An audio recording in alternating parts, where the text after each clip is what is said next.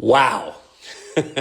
I just felt like I drank from a fire hydrant. I don't know how many of you out there watched the State of the Union tonight. I wanted to give a little bit of my thoughts, response on what just took place. That was one of the most fiery, passionate State of the Unions I've ever heard in my lifetime. And I've listened to quite a few of them.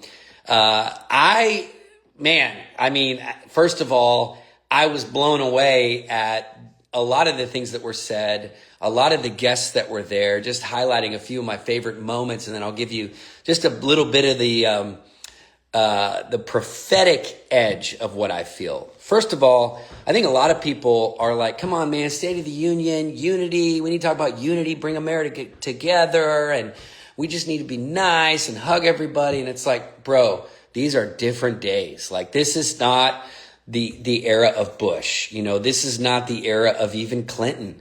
I mean, this is an era where literally there are people in that room that hate our country. Like, they're purposely trying to undermine our country. They're purposely trying to destroy our elections. They're purposely trying to flood our nation with people that hate America. I mean, it's like we're talking, I mean, there's 48, of the 100 senators want babies to be aborted or murdered after they survive a botched abortion. I mean, you're not talking about the good old days in America. I mean, the spiritual warfare is heightened. I mean, you guys heard, I talked about how a witch just a few nights ago started yelling and screaming at the top of her lungs in the middle of our worship service. Guess what? You kind of saw that tonight too.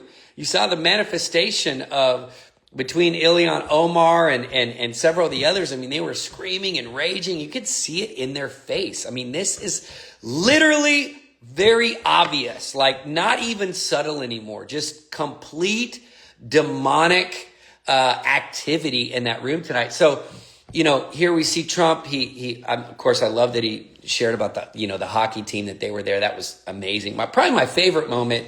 I love that he honored Charlie and that Erica was there. And by the way, these attacks against her are so demonically inspired. It's sickening.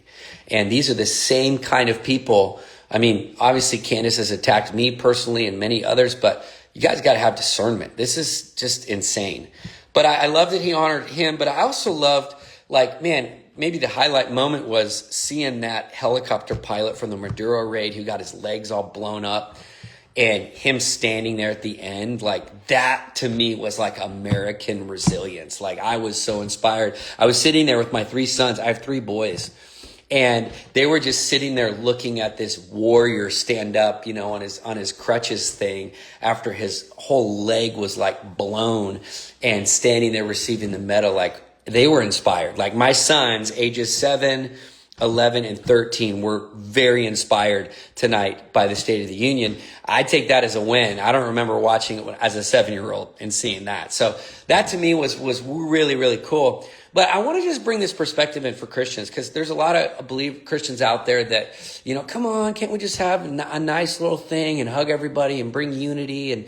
And that's what the State of the Union is. But we are in a day of war, and Trump is a wartime president. This is literally the prophecies that have been spoken over him is that he is a wartime president. I mean, I remember Kim Clement, we all remember that word. He spoke about Trump like years before, Trump was ever even considered anything. He spoke about that he'll be a red-tempered man and that God's somehow going to use that. And just want to tell you, I was on the phone with a pastor in Nigeria today.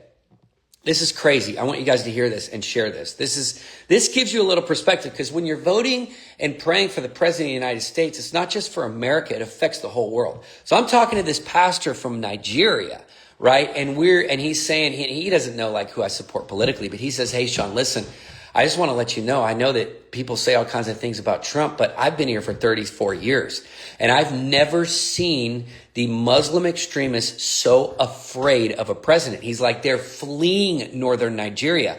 Ever since the troops came in, there's 100 million Muslims that live in Nigeria, and I get a chance to be there with them, with these believers in April. I'm so excited.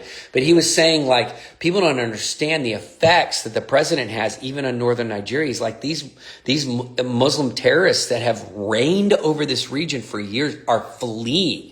Like, they're fleeing to Somalia and to all these other countries in the region because they don't want the wrath of Trump. They're scared of him. And because of that, it's enabled us to plant more churches. It's enabled us to reach more people for Jesus. It's enabled us to push the envelope of evangelism. Like, this is what I've been telling people. Like, they call me a Christian nationalist, which is so hilarious because I travel and do more ministry outside of America my whole life than I ever have inside of America. But I understand that who we have as a president matters for the rest of the world. And so right now we're in a day and age where the world, these leaders, especially ones that are hostile to the church and to Christians, they are afraid. The last thing they want to do is mess with Christians in the church. And this gives us the air cover that we need in order to evangelize, in order to speak the truth of the gospel without fear, in order to plant churches, in order to do missions work. And guess what? We're doing it. Like, this is what we're doing.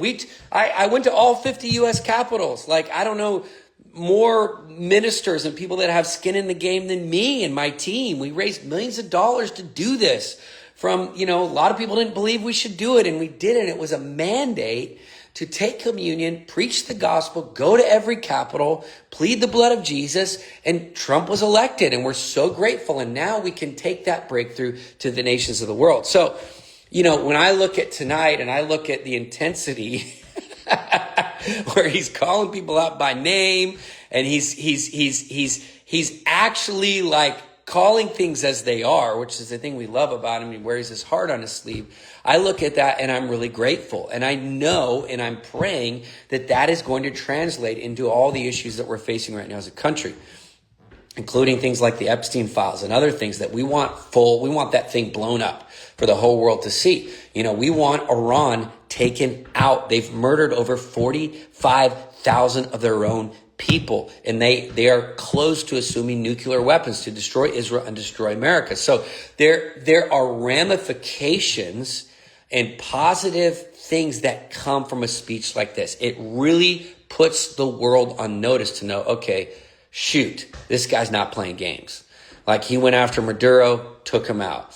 He went after Iran, took their nukes out. He's not playing games. And because of that strength, it gives us great peace. And so anyway, I just hope you guys, that is a prophetic takeaway. And that was always the prophecies about him that we have to remember, is that he was a wartime president. He was a hot-blooded man. He was, he really carried this warrior thing, this wrecking ball, if you will, to the systems of corruption and darkness. And I mean, you get half of the people in that room that weren't standing up, they want his genitals cut off. Like, these people are sick and they need to be called out. They need to be called out. I pray that this encourages you. I'm encouraged tonight. And, I really do think that I'm just prayerful. Better days are coming. I'm excited for May 16th on the National Mall. Tomorrow we have a pastor's call. A pastor's Zoom call with pastors, and the White House is coming on the call as well. And we're talking about our partnership together to see the Roots of Revival tour kick off across America. Of course, they're going to have bald eagles and fireworks and UFC matches for America 250. We want revival. That's what I want. So we're going to be hosting revival across America. And thankfully, we get the support of the White House, which I never imagined we would ever see, but they're going to support us all the way. And that partnership kicks off next weekend in Florida, as we're in Pensacola, Orlando, St. Augustine. And then, of course, we're super excited about May 16th on the National Mall and May 17th on the National Mall. So anyway, stay tuned. Watch the speech if you haven't. It's it's crazy. I had to get my cowboy hat on after that speech, man. Woo! That was intense. Bless you guys. Have a great night. Share this out there. Hopefully this commentary helps you process what we just witnessed.